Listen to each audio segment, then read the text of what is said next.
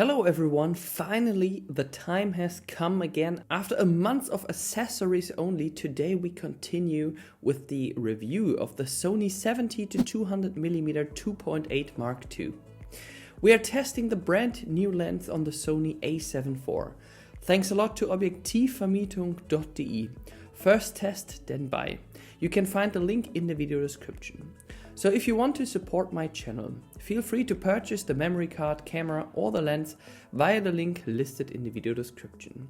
Feel free to follow me on Telegram and Instagram, and let's get started. The body is unfortunately as big as its predecessor. The Canon RF 70-200mm has become much smaller, extends but saves space in your camera bag. I wish Sony would have done the same.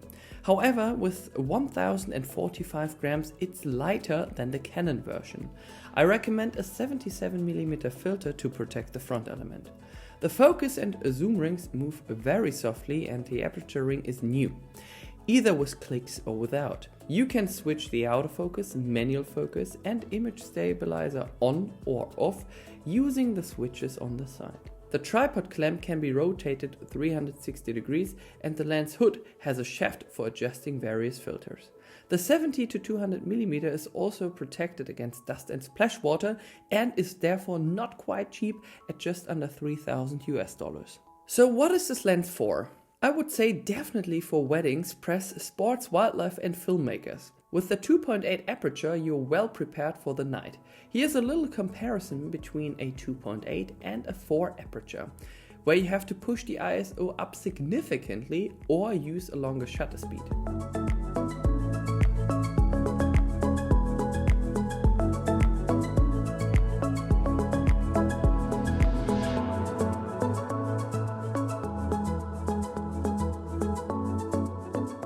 This is what vignetting looks like without correction from 2.8 to f8. You can find the example photos in the video description.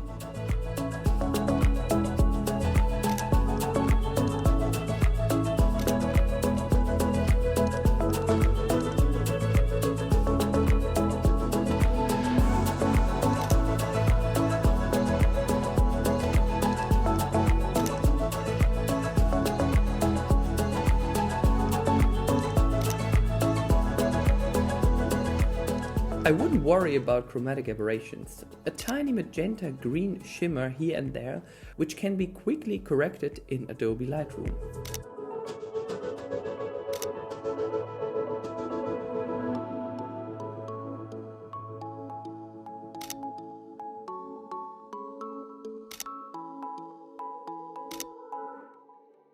Now we come to the nitty-gritty.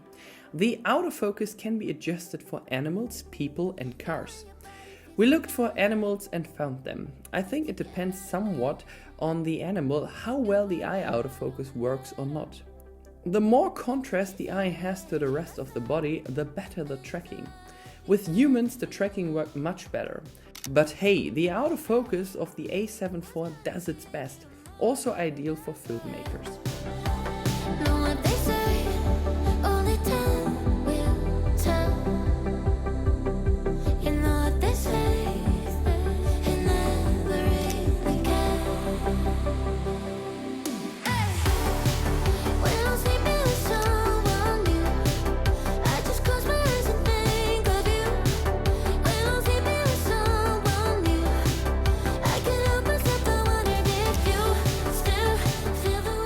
Of course, the second version of this lens also has an optical image stabilizer.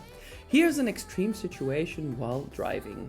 Of course, the image stabilizer also helps you when shooting in the dark, so that you can take longer exposures instead of pushing the ISO too high, just in case you don't have a tripod to your head.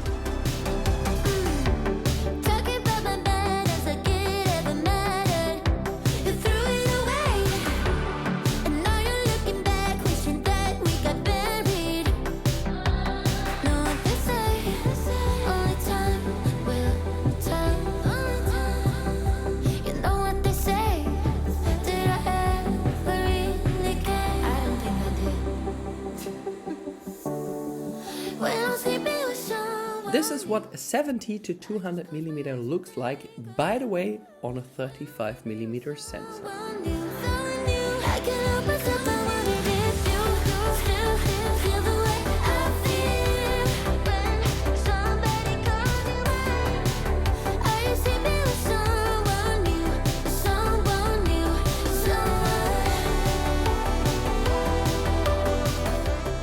This lens has a very nice lens flare, ideal for sunset shoots.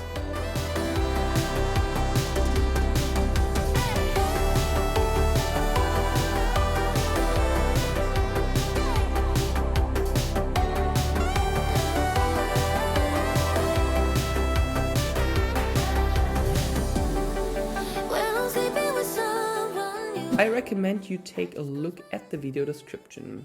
At the bottom you will find all sample files. Whether you shoot at f2.8 or f5, the images are crisp. If you prefer filming, you will be pleased with the sharp images in 4K. Here's a cropped version as well.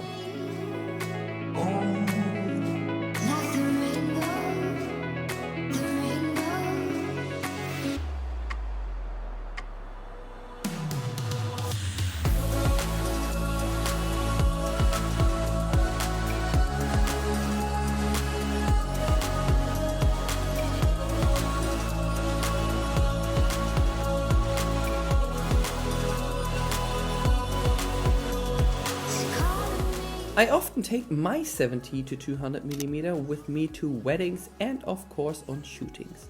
It's an ideal focal length and aperture for portraits. At weddings it's not in anyone's way, and thanks to the minimum focusing distance of just 40 to 82 centimeters, it's perfect for directing the focus exactly on what's important. The eye autofocus helps you to always focus on the right spot.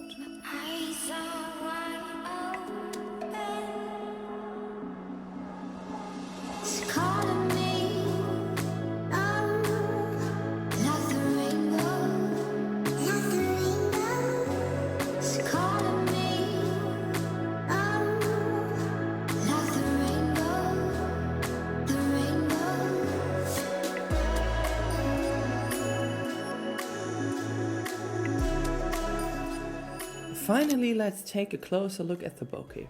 Thanks to the minimum focusing distance and the 2.8 aperture, an ideal companion for filmmakers. An absolute dream thanks to the 11 aperture blades. But judge for yourself.